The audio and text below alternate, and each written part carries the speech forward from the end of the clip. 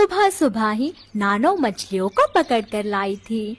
नदी किनारे की ठंडी हवा और मसालों की खुशबू से पूरा घोंसला महक रहा था। अरे आज तो सीता और उसके बच्चे बड़े मजे से खाएंगे। पीहू को मछली बहुत पसंद है और सोनू को भी। मैं थोड़ा और ज्यादा बना लेती हूँ। नानो मिट्टी की हंडिया में हल्दी, नमक, मिर्च डालकर मछली करी पका दी है।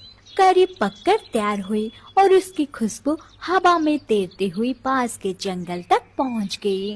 नानो ने हंडिया को कपड़े में बांधा और वो चल पड़ी दूसरे जंगल के ओर, जहाँ सीता चिड़िया का घर था। रास्ता घना था, पेड़ पौधे और झाड़ियाँ थी, लेकिन नानो के मन में तो बस अपनी बेटी और बच्चों को स्वादिष्ट करी खिलाने की खुशी थी। तभी रास्ते के किनारे झाड़ियों में छुपा बैठा राकू कौवा नानो को आता देखता है। मछली करी की खुशबू उसके नाक में घुस गई और उसकी आंखें चमक उठी। कैसी लाजवाब खुशबू है। ये नानी चिड़िया कहाँ जा रही है? जरूर जरूर कोई स्वादिष्ट चीज है, मुझे देखना पड़ेगा। राको झट से उड़कर नानो के सामने आ जाता है। ये क्या बांध रखा है आपने? इतनी अच्छी खुशबू आ रही है। राकू बेटा, ये तो मछली करी है, मैं बच्चों के लिए ले जा रही हूँ। पीहू और सोनू को बहुत पसंद है। वाह नानो, क्या बात है। मुझे तो बहुत भूख लग रही है, क्या मैं चख सकता हूँ? फिर नानो चिड़िया एक पीस मछली राकू को दे देती है और चल पड़ती है। इतनी इतनी स्वादिष्ट, मुझे तो और चाहिए। मैं अभी अपनी मामा पापा को बताता हूँ, हम तीनों मिलकर ये करी झपट लेंगे। राकू तेजी से उड़कर अपने घर पहुँचा। पापा, मैंने अभी नानो को देखा। वो पीहू और सोनू के लिए मछली करी लेकर जा रही है। हाँ पति जी, हम रास्ते में उसे रोक लेते, वो तो अकेली जा रही है। हम तीनों मिलकर झपटा मारेंगे तो आसानी से हांडी हाथ लग जाएगी।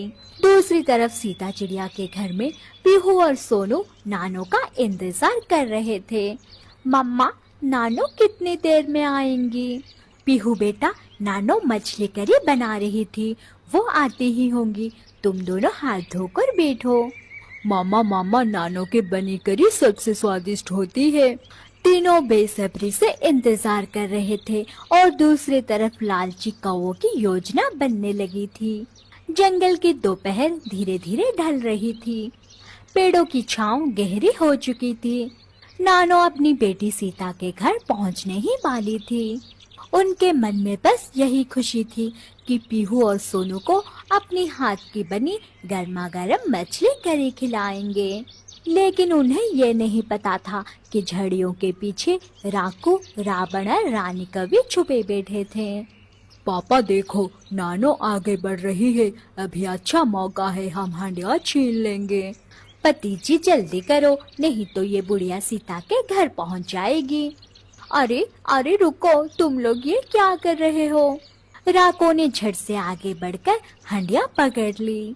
नानो का संतुलन बिगड़ गया और वो पास के घास में गिर पड़ी। उन्हें बस हल्की सी चोट आई और वो बेहोश हो गई। हंडिया हमारे हाथ में आ गई। पति जी जल्दी भागो यहाँ से, वरना कोई देख लेगा। तीनों करी लेकर तेजी से उड़कर पास घनी झाड़ियों में जा छुपे। दूसरी ओर सीता चिड़िया के घर में पीहू और सोनू बेचैन हो चुके थे। मम्मा, नानो अभी तक क्यों नहीं आई? कहीं रास्ते में कुछ हो तो नहीं गया? हाँ मामा, मुझे भी डर लग रहा है, नानो कब आएंगी? पता नहीं बच्चों, वो तो अभी तक आ जानी चाहिए थी। चलो बच्चों, हम उन्हें ढूंढने चलते हैं। तीनों उड़ते हुए उसी जंगल की तरफ निकले जहाँ से नानो को आना था। रास्ते भर पीहू और सोनू नानो को पुकारते रहे। नानो, नानो, आप कहाँ हैं?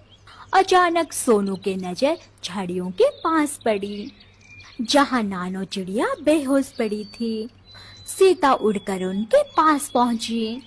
अरे माँ, क्या हुआ आपको? नानो, नानो उठिए, नानो उठिए।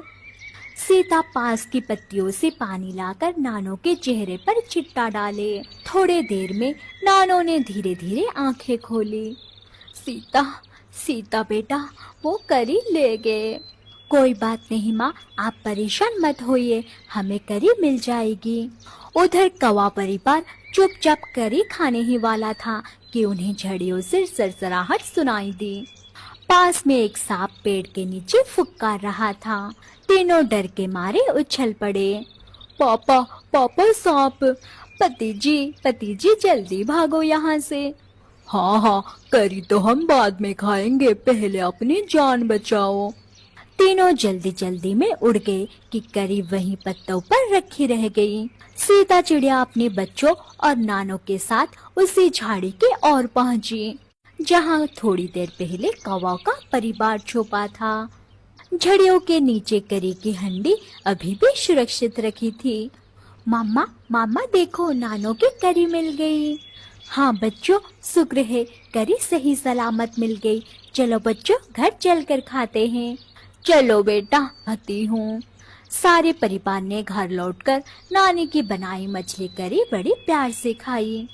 सबने मिलकर हंसी खुशी खाना खाया और शाम को नानों ने बच्चों को दादी नानी की कहानियां सुनाई।